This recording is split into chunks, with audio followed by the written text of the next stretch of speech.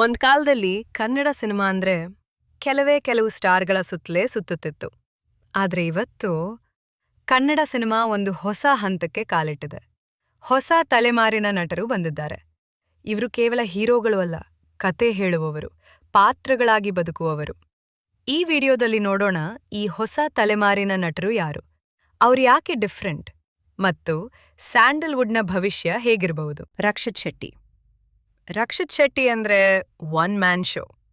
ಸರಳ ಹಳ್ಳಿ ಪಾತ್ರದಿಂದ ಹಿಡಿದು ಕಾಂಪ್ಲೆಕ್ಸ್ ಅರ್ಬನ್ ಕ್ಯಾರೆಕ್ಟರ್ಗಳವರೆಗೆ ಅವರ ಸಿನಿಮಾಗಳಲ್ಲಿ ನಿಜವಾದ ಕನ್ನಡ ಜೀವನ ಕಾಣುತ್ತದೆ. ಅವರ ಹೀರೋಯಿಸಂ ಶಬ್ದ ಮಾಡೋದಿಲ್ಲ, ಅದು ಮೌನದಲ್ಲೇ ಮಾತನಾಡುತ್ತದೆ. Rishab Shetty, actor, director and performer. ಈ ಮೂರಕ್ಕೂ ಒಂದೇ ಹೆಸರು, ರಿಷಬ್ ಶೆಟ್ಟಿ. ಅವರ ಆಯ್ಕೆ ಮಾಡೋ ಪಾತ್ರಗಳು ನಮಗೆ ಪ್ರಶ್ನೆ ಹಾಕ್ತವೆ, ನಂಬಿಕೆಗಳನ್ನು ಚಾಲೆಂಜ್ ಮಾಡುತ್ತವೆ. ಇಲ್ಲಿ ಮಾಸ್ ಕೂಡ ಇದೆ, ಮೆಸೇಜ್ ಕೂಡ ಇದೆ. ಎರಡಕ್ಕೂ ಪರ್ಫೆಕ್ಟ್ ಬ್ಯಾಲೆನ್ಸ್ ಇದೆ. ಧನಂಜಯ ಅವರ ಕರಿಯರ್ ನೋಡಿದ್ರೆ ಅದು ಒಂದು journey. Villain, hero, anti hero, ಪ್ರತಿಯೊಂದು ಶೇಡ್ನನ್ನು ಅವರು ಭಯವಿಲ್ಲದೆ ಎಕ್ಸ್ಪ್ಲೋರ್ ಮಾಡಿದ್ದಾರೆ. ಸ್ಟಾರ್ ಇಮೇಜ್ ಬಗ್ಗೆ ಅವರಿಗೆ ಕಾಳಜಿ ಕಡಿಮೆ, ಕ್ಯಾರೆಕ್ಟರ್ ಬಗ್ಗೆ ಕಾಳಜಿ ಜಾಸ್ತಿ. ಶ್ರೀಮುರಳಿ ಅಂದ್ರೆ ಡಿಸಿಪ್ಲಿನ್, ಇಂಟೆನ್ಸಿಟಿ, ಡೆಡಿಕೇಶನ್, ಅವರ ಬಾಡಿ ಟ್ರಾನ್ಸ್ಫಾರ್ಮೇಷನ್.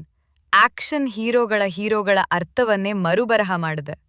ಆದ್ರೆ ಅವರ ನಿಜವಾದ ಶಕ್ತಿ ದೇಹದಲ್ಲಿಲ್ಲ, ಅದು ಅವರ ಕಮಿಟ್ಮೆಂಟಲ್ಲಿ ಇದೆ. ಪ್ರಮೋದ್ ಶೆಟ್ಟಿ, ಈ ಹೊಸ ತಲೆಮಾರು ಅಂದ್ರೆ ಹೀರೋಗಳು ಮಾತ್ರ ಅಲ್ಲ, ಕಥೆಗೆ ಜೀವ ಕೊಡುವವರು, ಸೀನ್ಗಳನ್ನು ನೆನಪಿನಲ್ಲಿ ಉಳಿಸುವವರು.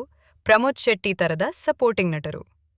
ಅವರು ಸ್ಕ್ರೀನ್ಗೆ ಬಂದಾಗ ಪಾತ್ರ ನಿಜವಾಗುತ್ತದೆ. ಒಳ್ಳೆ ಸಿನಿಮಾ ಅಂದ್ರೆ ಒಬ್ಬ ಹೀರೋ ಮಾತ್ರ ಸಾಕಾಗಲ್ಲ, ಸ್ಟ್ರಾಂಗ್ ಸಪೋರ್ಟಿಂಗ್ ಕ್ಯಾಸ್ಟ್ ಇಲ್ಲದೆ ಗ್ರೇಟ್ ಸಿನಿಮಾ ಸಾಧ್ಯವೇ ಇಲ್ಲ. ಈ ಹೊಸ ತಲೆಮಾರಿನ ನಟರಿಂದ ಕನ್ನಡ ಸಿನಿಮಾ ರೀಜನಲ್ ಅನ್ನೋ ಲಿಮಿಟ್ನಲ್ಲೇ ಉಳಿದಿಲ್ಲ. PAN India cinema, OTT, global audience, ಈ ಎಲ್ಲ ಬಾಗಿಲುಗಳು ಇಂದು ಕನ್ನಡ ಸಿನಿಮಾಗೆ ತೆರೆಯುತ್ತಿವೆ. ಇಲ್ಲಿ ಒಂದು ಮುಖ್ಯ ವಿಚಾರ ಇದೆ. ಈ ನಟರು ಟ್ರೆಂಡ್ಗಳನ್ನ ಫಾಲೋ ಮಾಡಲ್ಲ, ಅವರು ಟ್ರೆಂಡ್ಗಳನ್ನ ಕ್ರಿಯೇಟ್ ಮಾಡ್ತಿದ್ದಾರೆ. ಹಾಗಾದ್ರೆ ಈ ಹೊಸ ತಲೆಮಾರಿನ ನಟರು ಸ್ಯಾಂಡಲ್ವುಡ್ ಅನ್ನ ಎಲ್ಲಿಗೆ ಕರೆದೊಯ್ತಾರೆ? ಸ್ಟಾರ್ ಕಲ್ಚರ್ನಿಂದ ಸ್ಟೋರಿ ಕಲ್ಚರ್ಗೆ ಒಂದು ಶಿಫ್ಟ್ ನಡೆಯುತ್ತಿದೆ. ಅದು ಕನ್ನಡ ಸಿನಿಮಾಗೆ ಒಳ್ಳೆಯ ಭವಿಷ್ಯದ ಸೂಚನೆ. ನಿಮ್ಗೆ ಯಾರು ಮೋಸ್ಟ್ ಪ್ರಾಮಿಸಿಂಗ್ ಅನ್ಸುತ್ತಾರೆ? ಕಾಮೆಂಟ್ನಲ್ಲಿ ಹೇಳಿ. ಈ ವಿಡಿಯೋ ಇಷ್ಟವಾದ್ರೆ ಲೈಕ್ ಮಾಡಿ. ಕನ್ನಡ ಸಿನಿಮಾ ಬಗ್ಗೆ ಆನೆಸ್ಟ್ ಅನಾಲಿಸಿಸ್ಗಾಗಿ ಸಬ್ಸ್ಕ್ರೈಬ್ ಮಾಡಿ.